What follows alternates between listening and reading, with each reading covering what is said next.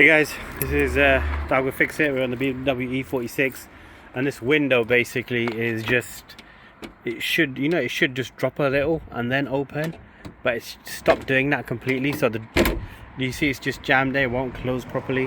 So I'm going to show you how to reset this. So let's go into the car and just get this fixed. Okay, just turn the key to, don't turn the ignition on, just turn it to that setting there, and the window that's giving you trouble, what we're going to do is just hold it all the way down. You see it's gone down. Keep holding it for another 10 to 20 seconds. So we're just going to keep holding it, keep holding it, keep holding it. Make sure it's all down, and then what you do is after 10-20 seconds you then actually hold it up and let it close, so you can hear it closing.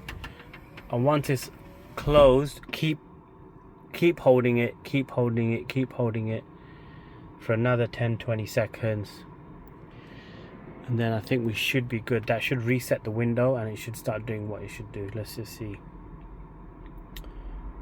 Let's give it another couple of seconds. Alright, so still working fine that way.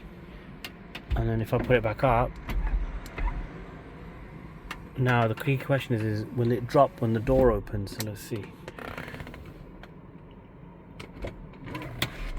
Yep, I think it's just dropped, so that's good. So that's how you do it. So you just reset it like that, hold it down for 20 all the way down, and hold it for 20 seconds, and pull it all the way back up, let the window close, hold it again for 20 seconds, and that should reset the parameters on the door.